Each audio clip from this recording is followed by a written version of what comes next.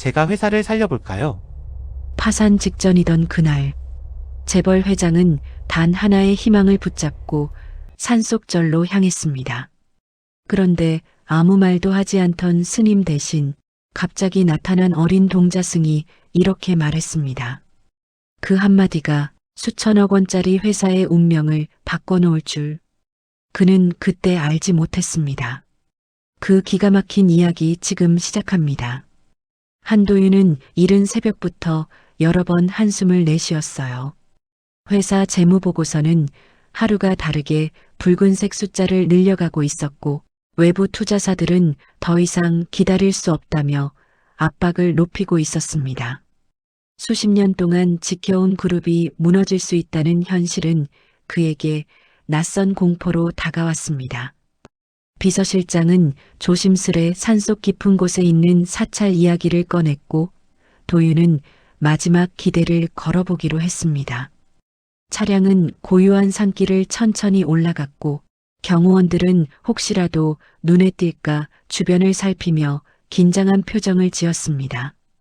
도윤은 창밖으로 스쳐 지나가는 울창한 나무들을 바라보며 머릿속을 정리하려 했지만 불안은 쉽게 가라앉지 않았습니다. 여기까진 아무도 모르겠지요? 도윤이 낮은 목소리로 말하자 수행기사는 고개를 끄덕였습니다. 회장님 일정은 전부 외부의 비공개로 처리했습니다. 그 말에도 도윤의 마음은 무겁기만 했습니다. 그는 회사의 운명이 이 산길 끝에 달려있는 것 같다는 묘한 감정을 느끼고 있었어요. 사찰 입구에 도착했을 때 주변은 생각보다 더 적막했습니다. 소량기와 차가운 공기가 섞인 분위기는 묘하게 사람의 마음을 가라앉히는 힘이 있었어요.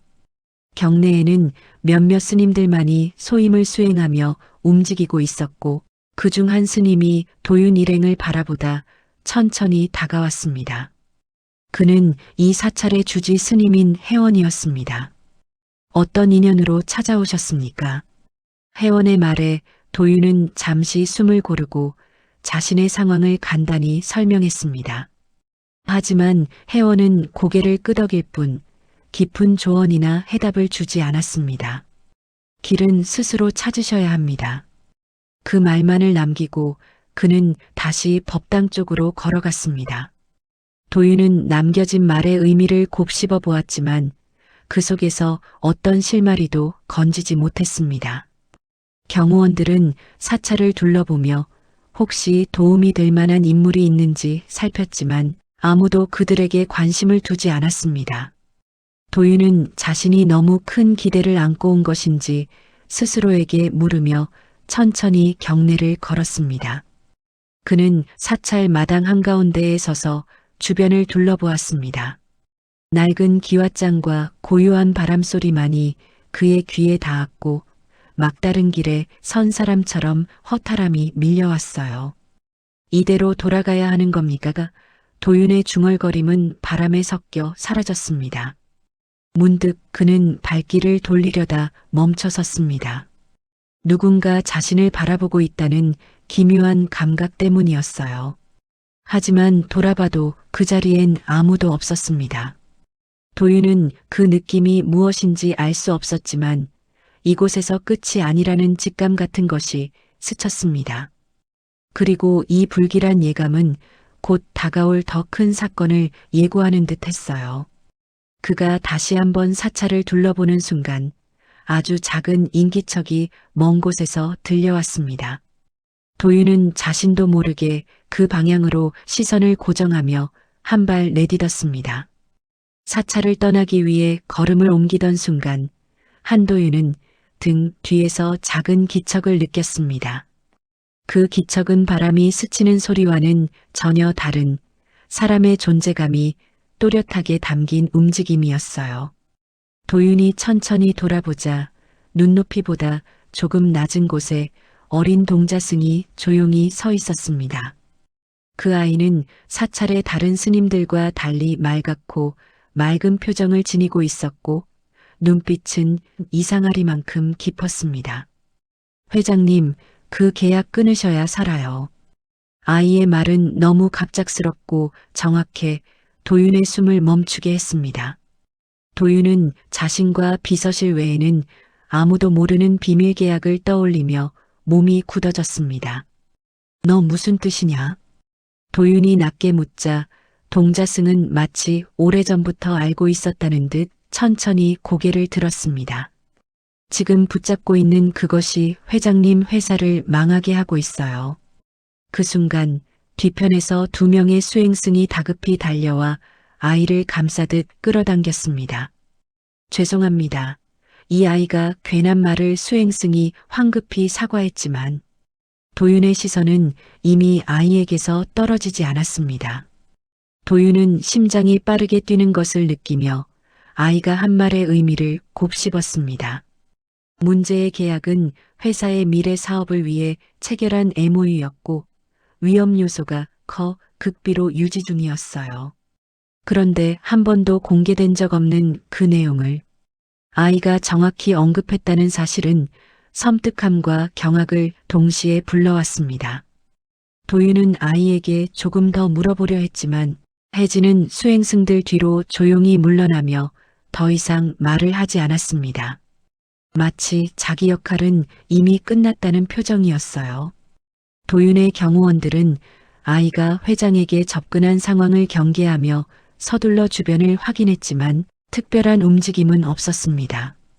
회장님, 아이 말은 신경 쓰지 마십시오. 그냥 장난일 겁니다. 경호원의 말에도 도윤은 쉽게 고개를 끄덕이지 못했습니다. 그 아이의 말투, 눈빛, 그리고 정확한 지적은 단순한 장난이라기엔 너무 깊고 선명했어요. 도윤은 마음속 어딘가가 묘하게 흔들리는 느낌을 받았습니다. 마치 자신이 애써 피하려던 어떤 진실을 누군가 들춰낸 것처럼요. 사찰을 떠나는 길에 도윤은 운전석 뒤에서 조용히 손을 모으고 눈을 감았습니다.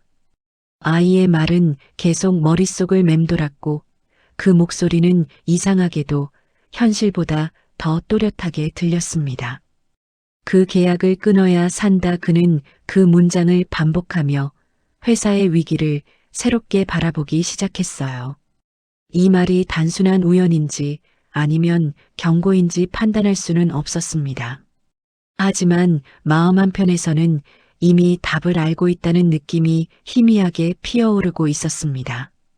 차량이 산길을 내려갈수록 도윤의 얼굴에는 처음 느껴보는 이상한 긴장감이 드리워졌습니다. 그는 자신도 모르게 주먹을 살며시 쥐며 한 가지 결심을 굳히기 시작했습니다. 오늘 사찰에서 들은 말이 사실이라면 회사 내부에 아직 보지 못한 거대한 문제가 숨어 있을지도 몰랐습니다. 그리고 그 문제의 시작점이 바로 그 계약일 가능성을 도윤은 외면할 수 없었습니다. 도윤의 시선은 산 아래 멀리 보이는 도시를 향했고 그의 눈빛은 조금 전보다 더 날카롭게 변해 있었습니다. 그리고 그는 아직 알지 못했습니다. 조용한 산사에서 마주친 그 작은 아이가 앞으로 그의 인생을 송두리째 뒤흔들 단서의 시작이라는 사실을요. 본사로 복귀한 한도윤은 도착하자마자 비서실을 통해 회계 감사팀장과 전략기획실장을 조용히 호출했습니다. 평소보다 더 차분한 목소리였지만 그의 표정에는 묵직한 결의가 스며 있었어요. 도윤은 간단한 인사도 생략한 채 최근 체결된 MOU 관련 자료를 즉시 가져오라고 지시했습니다. 직원들은 무슨 일인지 몰라 서로 눈치를 보았고 복도에는 묘한 긴장감이 돌기 시작했습니다. 잠시 후 두툼한 서류철과 전자보고서가 책상 위로 쏟아지듯 쌓였습니다. 이 계약 처음부터 다시 검토합시다. 도윤의 목소리는 낮았지만 단단했습니다. 감사팀장은 당황한 표정으로 몇 장의 자료를 넘기며 말을 더듬었어요.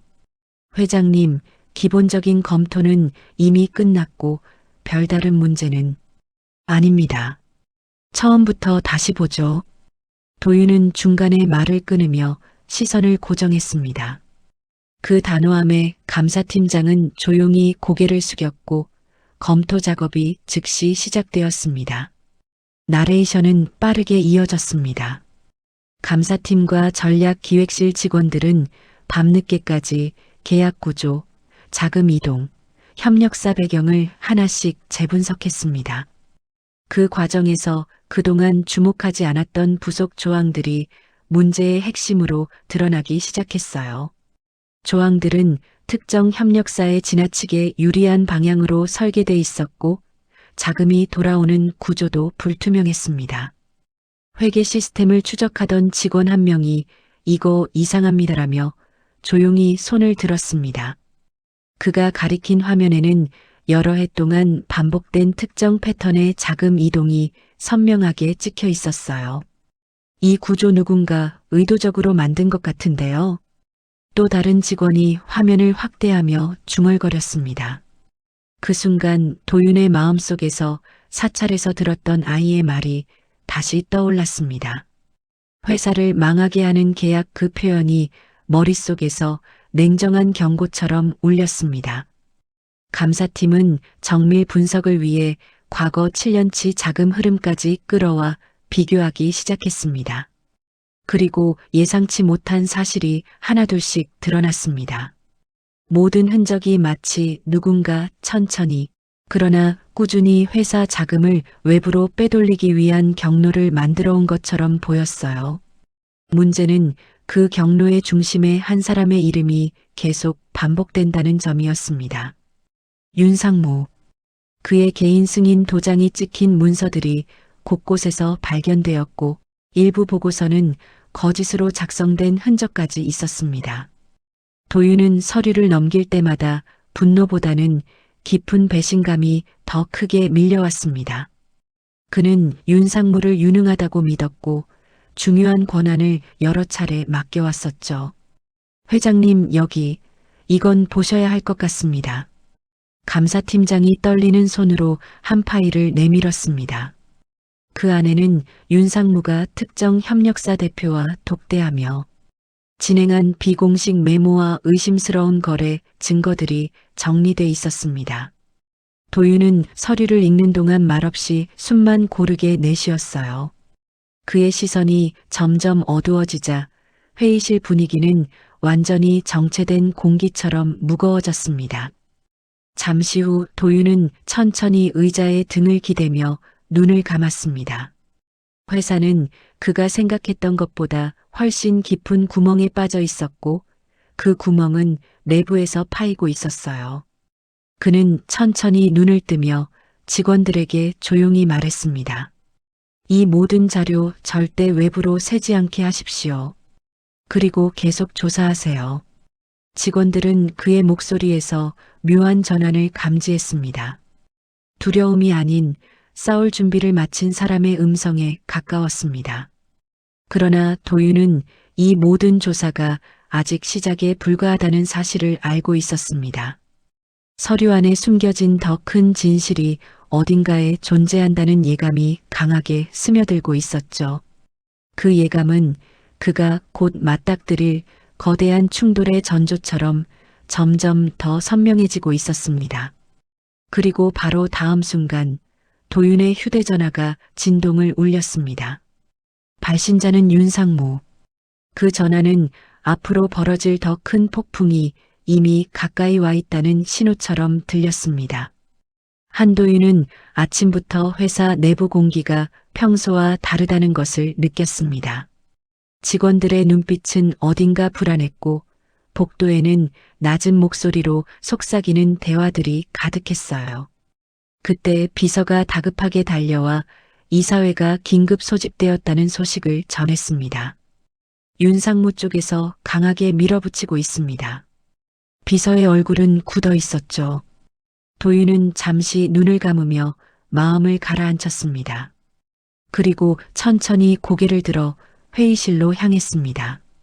문이 열리는 순간 그곳의 분위기는 이미 전쟁터처럼 팽팽하게 긴장돼 있었습니다. 이사들은 서류를 정리하며 서로 눈치를 보고 있었고 법무고문과 재무자문단까지 참석해 자리를 채우고 있었어요.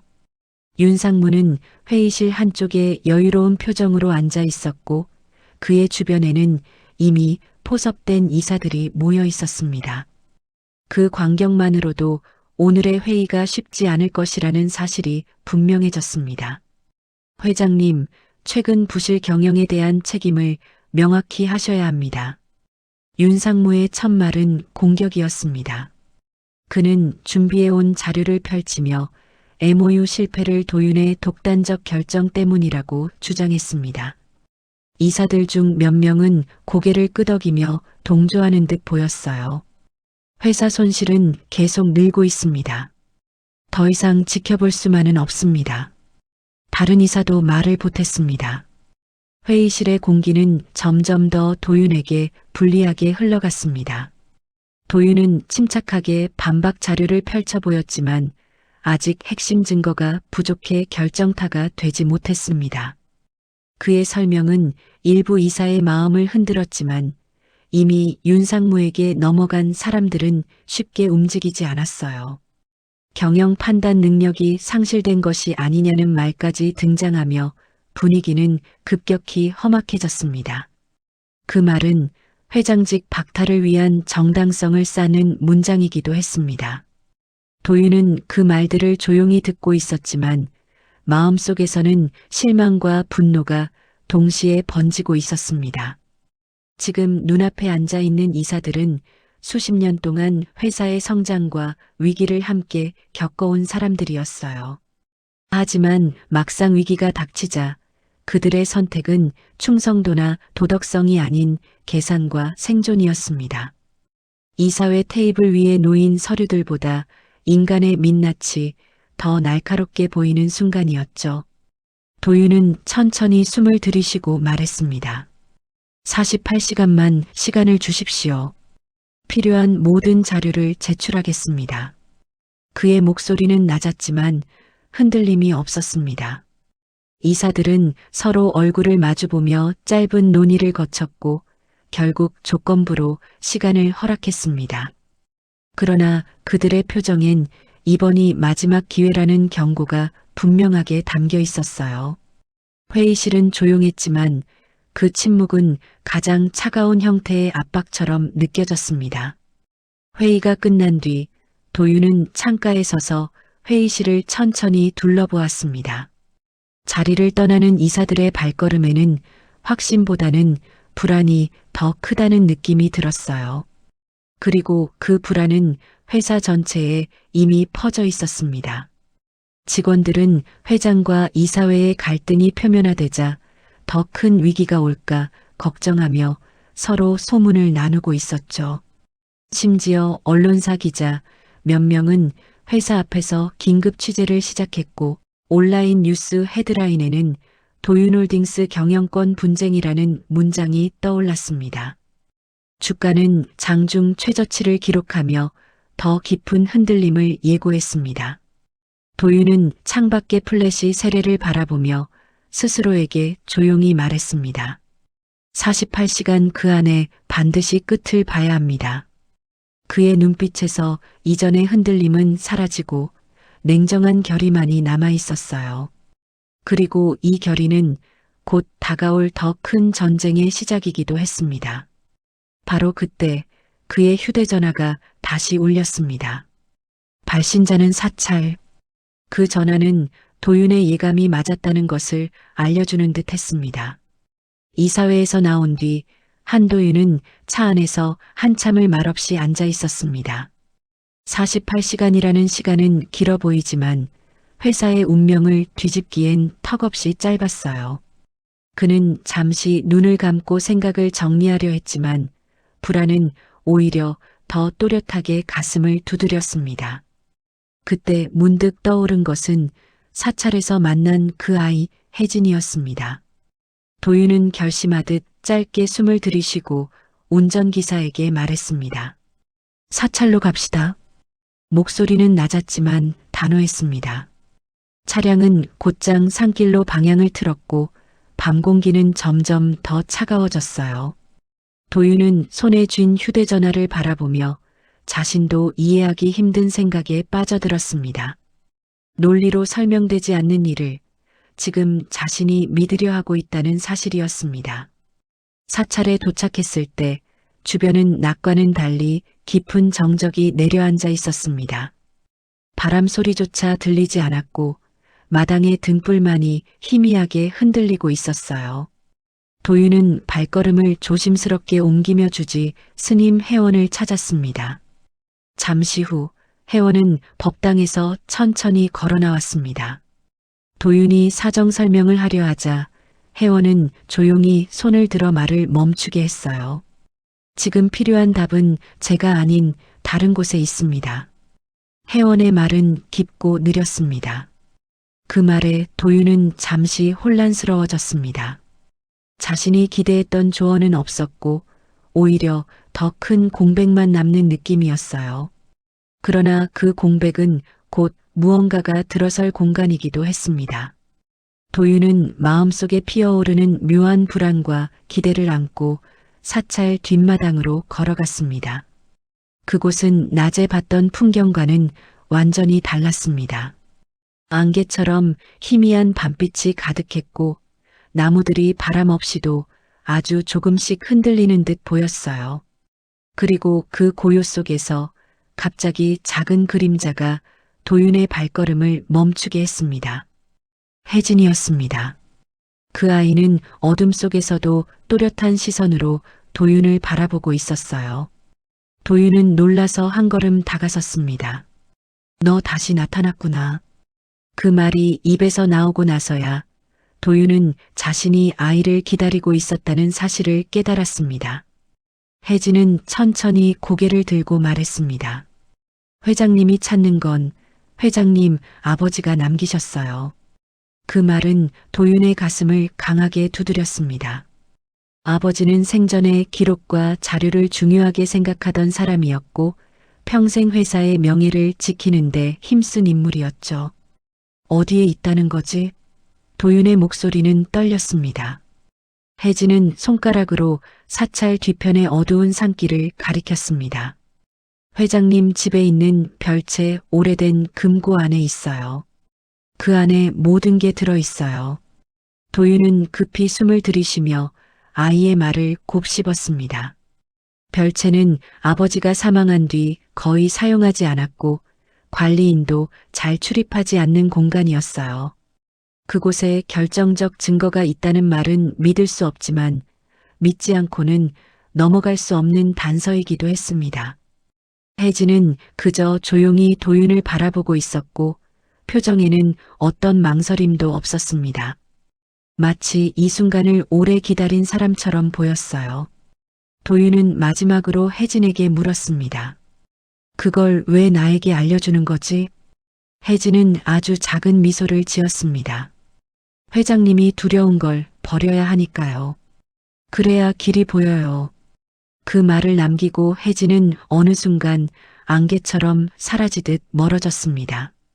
도윤은 그 자리에 잠시 서 있었지만 이젠 머뭇거릴 시간이 없다는 것을 깨달았어요.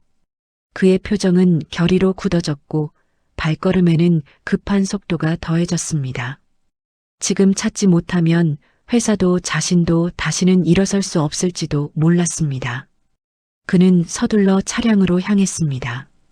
그리고 그 순간 마음속에는 한 가지 생각만 또렷하게 자리하고 있었습니다. 금고 속에 무엇이 있든 그것이 모든 것을 뒤집을 마지막 희망일 것이다. 이제 그의 결심은 다시는 되돌릴 수 없는 지점으로 향하고 있었어요.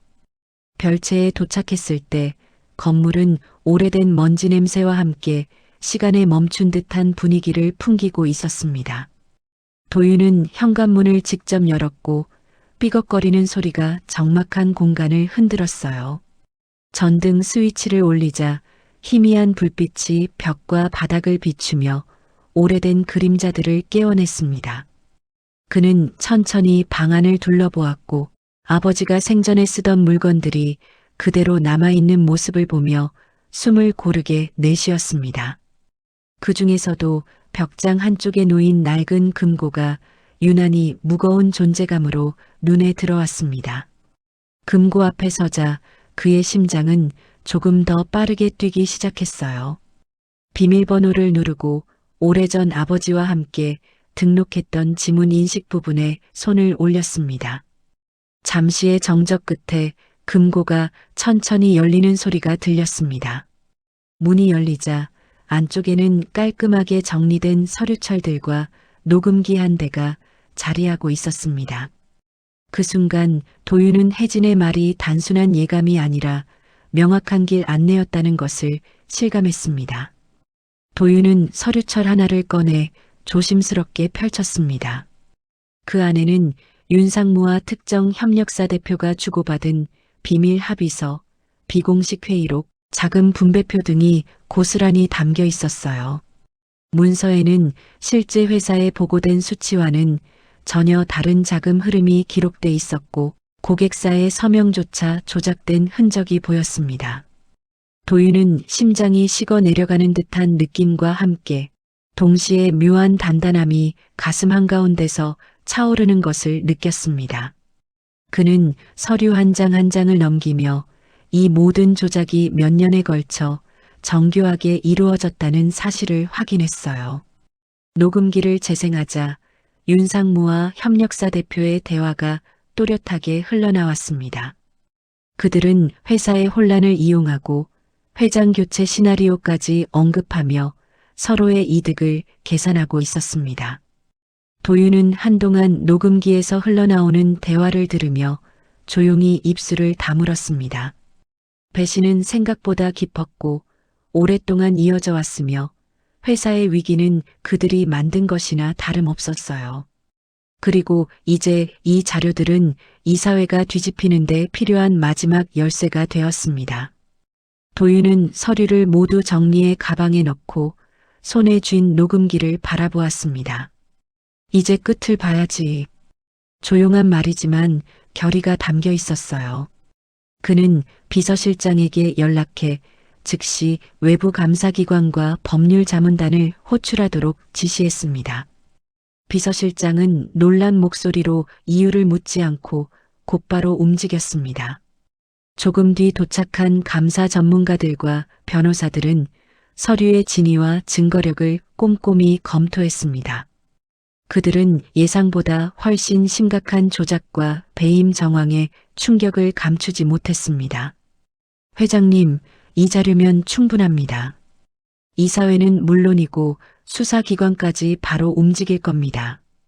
변호사의 말은 확신에 가득 차 있었어요. 도윤은 짧게 고개를 끄덕이며 깊은 숨을 들이쉬었습니다. 그의 어깨는 조금 전보다 훨씬 가벼워 보였지만 동시에 더 큰 결심이 깃들어 있었습니다. 이제 싸움은 되돌릴 수 없는 국면으로 들어섰다는 것을 스스로도 알고 있었죠. 밤이 깊어지며 회사 본사 건물은 대부분 불이 꺼졌지만 회장실은 여전히 환했습니다. 도윤은 준비한 자료들을 정리한 뒤 책상 위에 하나씩 가지런히 놓았습니다. 그는 창밖의 도시 불빛을 바라보며 조용히 생각에 잠겼습니다. 아버지, 이걸 남겨두신 이유가 있었군요. 그가 작은 목소리로 중얼거리자 방 안의 공기는 더 단단해진 듯 했습니다. 그리고 다음 날 아침 그는 이사회 회의실 문을 다시 열 준비를 했습니다. 이번에는 불리한 싸움이 아니라 진실을 밝히는 싸움이 기다리고 있었죠. 그의 발걸음은 어제보다 무겁지 않았고 오히려 앞으로 나아가는 사람의 걸음처럼 견고했습니다. 그러나 그는 아직 몰랐습니다. 이 진실이 회사뿐 아니라 그의 과거와 미래까지 뒤흔드는 더 큰 파장을 만들 것이라는 사실을요.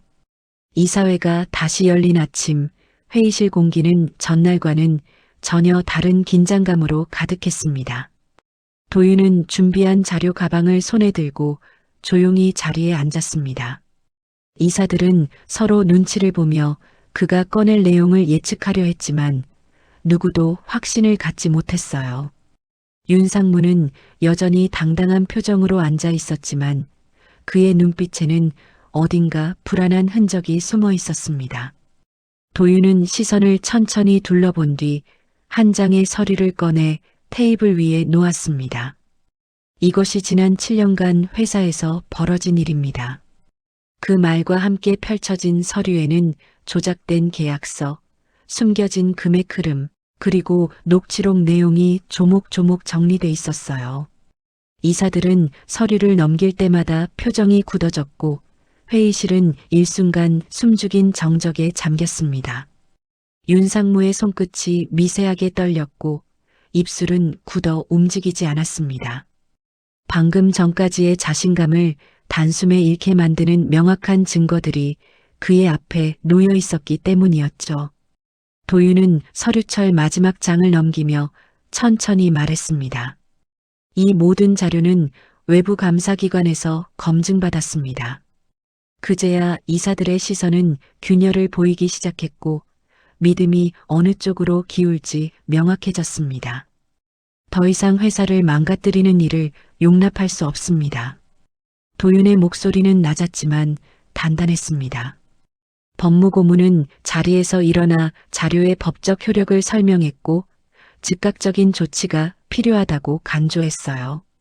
자문단의 설명이 이어지자 이사들은 더 이상 윤상무를 감싸지 못했습니다. 잠시 침묵이 흐른 뒤 이사회 의장은 떨리는 목소리로 말했습니다. 윤상무 직무 정지를 의결하겠습니다. 그 결정은 회의실의 공기를 한순간에 바꾸어 놓았습니다. 참석자들 사이에 퍼지고 있던 긴장감은 방향을 달리하며 도윤 쪽으로 모이기 시작했습니다. 윤상무는 결국 보안팀에 의해 회의실 밖으로 안내됐고 그는 마지막 순간까지 아무 말도 하지 못했습니다. 그의 퇴장은 단순한 인사 이동이 아니라 회사의 암을 도려낸 순간과도 같았어요. 이사들은 도윤에게 고개를 숙이며 대화를 이어갔습니다. 회장님, 이 사태를 바로잡을 수 있는 사람은 회장님뿐입니다. 그 말 속에는 변명과 후회, 그리고 새롭게 생긴 신뢰가 뒤섞여 있었습니다. 도윤은 고개를 끄덕였지만 표정은 결코 가벼워지지 않았습니다. 그는 이제부터가 진짜 시작이라는 것을 너무 잘 알고 있었어요. 이사회는 재건 계획을 전폭적으로 지지하며 모든 결정권을 도윤에게 위임했습니다. 그 순간 회사의 주가는 장중 반등을 시작했고 직원들의 게시판에는 희망적인 글들이 하나둘 올라오기 시작했습니다. 본사 전체에는 새로운 바람이 불기 시작했습니다. 전략기획실은 비상회의를 열어 부실 사업 정리와 자금 흐름 점검 계획을 수립했습니다. 해외 투자사 몇 곳에서도 도윤에게 연락해 추가 투자 가능성을 타진했어요. 현장 직원들은 이제 다시 시작할 수 있다는 안도감 속에서 서로 격려의 말을 주고받았습니다. 도윤은 회장실에서 업무 보고서를 검토하며 조용히 미소를 지었습니다. 배신과 혼란이 있었지만 그 모든 것이 회사를 더 단단하게 만드는 과정이 되고 있었습니다. 창밖 도시 풍경이 밝아지는 것처럼 그의 마음속에서도 어둠이 조금씩 거쳐나가고 있었어요. 그러나 그 밝음 속에서도 한 가지 그림자가 계속 남아 있었습니다. 사찰에서 만난 동자승 혜진. 그 아이가 왜 자신에게 그 말을 했는지, 그리고 어떻게 이 모든 사실을 알고 있었는지 그 의문은 아직 풀리지 않은 채로 남아 있었어요. 도윤은 창밖을 보며 조용히 속삭였습니다. 이제 내가 다시 나타날 차례겠구나. 그 순간 그의 마음속에서 또 한 번의 움직임이 느껴졌습니다. 마치 혜진이 아직 끝내지 않은 이야기가 어딘가에서 그를 기다리고 있는 것처럼요. 그리고 그 예감은 곧 현실이 되어 다가올 것이었습니다. 이사회가 끝난 뒤 며칠 동안 회사는 빠르게 안정을 되찾았습니다. 직원들의 얼굴에는 오랜만에 활력이 돌아왔고 복도 곳곳에서 다시 희망적인 대화가 오갔어요. 그러나 한도윤의 마음에는 여전히 풀리지 않은 한 가지 의문이 남아 있었습니다. 그 모든 시작을 열어준 존재, 혜진. 도윤은 결국 결심을 굳히고 다시 산속 사찰로 향했습니다. 차량이 사찰 입구에 도착하자 그는 깊은 숨을 들이쉬며 천천히 발걸음을 옮겼습니다. 마당에는 평소처럼 스님들이 일을 하고 있었고 들리는 소리는 바람과 작은 발걸음뿐이었어요. 하지만 도윤이 찾는 얼굴은 어디에도 보이지 않았습니다. 그는 법당, 뒷마당, 혜진을 처음 본 자리까지 모두 둘러보았습니다. 그럼에도 혜진은 그림자조차 남기지 않은 듯 완전히 사라져 있었어요. 도윤은 결국 회원 스님을 찾아 나섰습니다.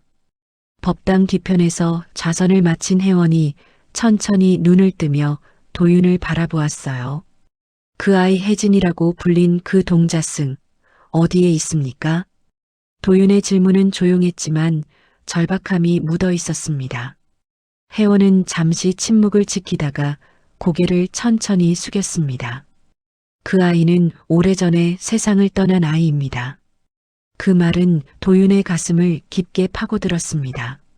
스님은 이어 조용히 설명했어요. 아주 오래전에 욕심 많은 어른들 사이에서 힘들게 살던 아이였죠.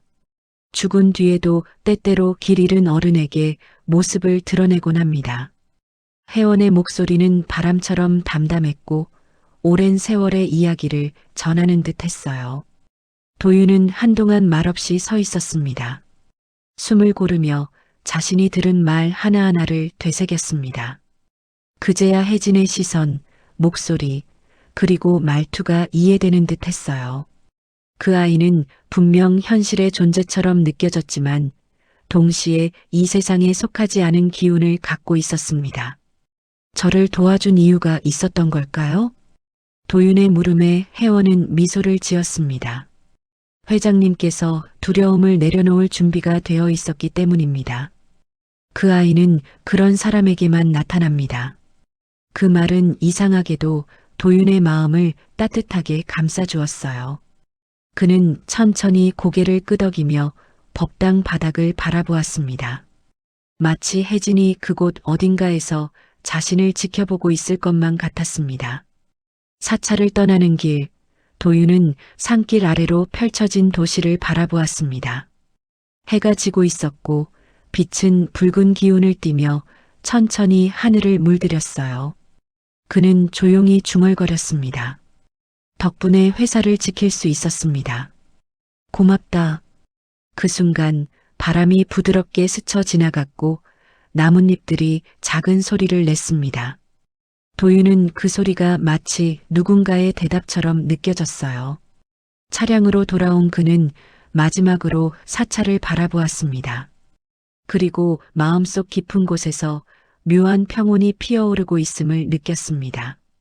이번 위기는 끝났지만 그 경험은 앞으로의 삶을 완전히 바꿔놓을 만큼 깊게 새겨져 있었어요. 도윤은 문을 닫고 천천히 시동을 걸었습니다. 그리고 돌아가는 길 내내 이런 생각이 머릿속을 떠나지 않았습니다. 혜진은 정말 사라진 걸까? 아니면 또 다른 누군가를 기다리고 있는 걸까? 그 질문은 답을 주지 않았지만 이상하게도 그 미완의 이야기 자체가 도윤에게 더 큰 힘이 되고 있었습니다. 그리고 그날 이후 그는 결코 예전의 자신으로 돌아가지 않았습니다. 삶은 때때로 우리가 보지 못한 작은 손길이 길을 비춰줄 때가 있습니다. 한도윤 회장은 그 손길을 따라 두려움 속에서 길을 찾았고 결국 무너질 뻔한 회사를 다시 일으켜 세웠습니다. 하지만 그는 압니다. 그 길의 시작에 조용히 미소 짓던 한 아이가 있었다는 것을요. 우리가 넘어질 때 다시 일어서게 만드는 힘은 거창한 것이 아닐지도 모릅니다. 누군가의 한마디, 문득 스치는 바람, 그리고 마음속 깊은 곳에서 들려오는 작은 용기의 소리일지도 모르죠. 여러분의 하루에도 그런 작고 따뜻한 신호가 함께하길 바랍니다. 이야기 속으로 다음 이야기에서 다시 찾아뵙겠습니다. 구독과 좋아요, 알림 설정은 다음 이야기를 이어가는 큰 힘이 됩니다.